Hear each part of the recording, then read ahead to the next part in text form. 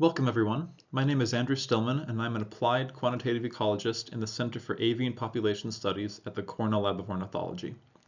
And in this video, I'm going to lead you through some of the resources available on the online guide that come from eBird status and trends data products. I'll start by describing the percent of breeding population metrics you'll see in the table of focal migratory species, and then we'll talk about the shared stewardship connections maps you'll find on the landing page for each state.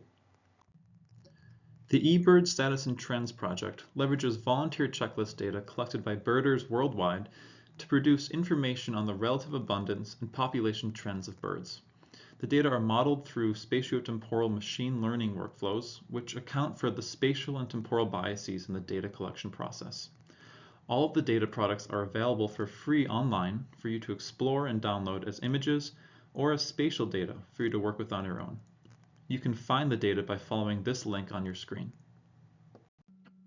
Now, modeling bird populations across their entire ranges means that we can calculate the percent of a bird's population within geographic areas like US states.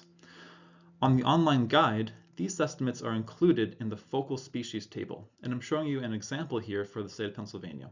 So let's take a look. This table tells us that over 10% of the global wood thrush population breeds in Pennsylvania. The percent breeding population for cerulean warbler is over 8%. These estimates give us a sense of the stewardship responsibility Pennsylvania holds for these focal species. If you're interested in seeing percent of population information for all species and seasons in a state, you can access the information for free from this website that we put together with state-level summaries and maps. This resource also has species population trend estimates for each state, and you'll find a link to this website if you scroll to the bottom of your state's page on the online guide. Next, let's turn our attention to this resource called Shared Stewardship Connections Maps. The Shared Stewardship map, shown on the left here, shows where the species that breed in a state are concentrated during the non-breeding season. Because many species winter in the same regions, these maps may look similar between neighboring states.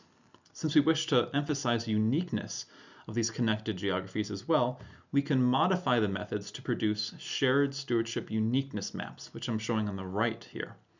These maps emphasize a given state's ability to uniquely contribute to certain areas.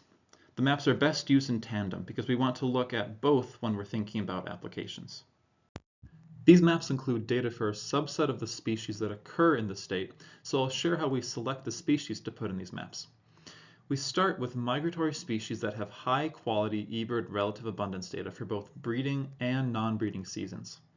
Out of these, we select species for which at least 1% of the species' total breeding population breeds within a given state, and at least 85% of its breeding population then migrates out during the non-breeding season. You can find a complete list of species used to create these maps for your state under the drop-down header labeled "How are these maps created?"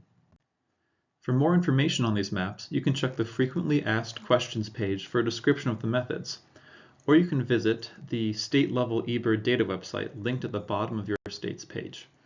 This website has a tutorial video on the quantitative methods behind the maps, and there are links to download spatial raster files for each map as well. So let's take a closer look at one of these maps for Pennsylvania.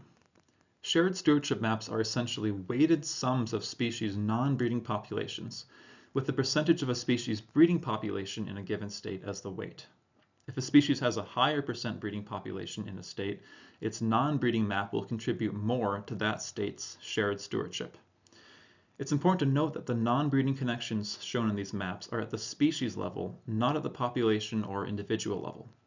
In other words, the individual birds that winter in areas highlighted on the map here might not necessarily be the same ones that breed in Pennsylvania, but they are members of the same species.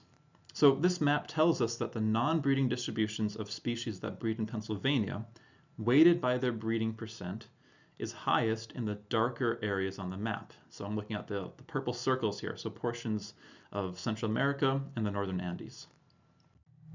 Shared stewardship uniqueness maps represent a given state's proportion of stewardship connections relative to all US states. This method highlights where a state's stewardship connections are the most unique, and it can be informative to look at these maps side by side and compare. So looking at Pennsylvania, a few things jump out to me. The shared stewardship map, the one on the left over here, shows this big blob of purple important areas in Central America. However, those connections are shared among many different states, so that area isn't highlighted as strongly in the uniqueness map. A few places which sort of pop out as holding unique connections with Pennsylvania include an area in the Appalachians and a few new areas in South America. With this information in hand, we can start to identify the regions within the non-breeding grounds which hold high importance for the species that breed in a state. When combined with focal species accounts and maps from the Audubon Bird Migration Explorer, we hope that this information will help connect the conservation efforts of U.S. states with the impactful conservation work of partners operating outside of the U.S. Thanks for watching.